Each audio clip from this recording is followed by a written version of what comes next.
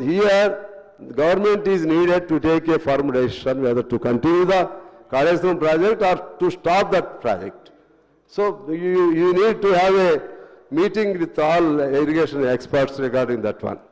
Kaleshwaram project అనేది అది ఒకసారి గుండెలు ఆగుతాయి, అసలు ఆపేయటమా అని చాలా మందితో నేను డిస్కస్ చేశాను అధ్యక్ష. I had a discussion with so many experts, sir. Many people suggested to stop the Kaleshwaram project at that level only.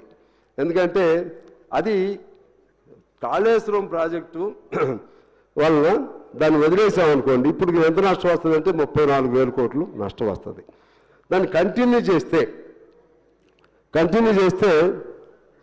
దాని కరెంటు ఎంత అవుతుందంటే అధ్యక్ష, 1 ఎకరం పండించాలంటే ఏటా 40,000 రూపాయలు ఖర్చు అయింది దాని మీద.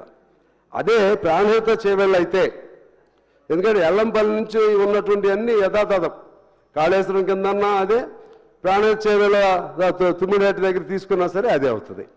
ఓన్లీ తుమ్మిడేటి అది ఎట్లయినా మీరు తీసుకోవాలనుకున్నారు తుమ్మిడేటిది, దాన్ని ఆఫ్ చేసి తుమ్మిడేటి నుంచి తీసుకొచ్చి దీనిలో వేస్తే, ఎల్లంపల్లిలో వేస్తే, ఎల్లంపల్లి నుంచి యథాతథంగా అన్ని ప్రాజెక్టులు కొనసాగుతాయి అధ్యక్ష. అప్పుడు ఎకరాకి ఆ విధంగా గ్రావిటీ ద్వారా ఎకరాకి 10,000 మాత్రమే ఖర్చు అవుతుంది. 40,000కి 10,000కి ఎంత తేడా ఉంటుందో చూడాల్సిన అవసరం ఉంది. అందుకని నేను మీ ద్వారా ఇంకోసారి మళ్ళీ ఫర్దర్గా లాంగ్ డిస్కషన్ పెట్టండి.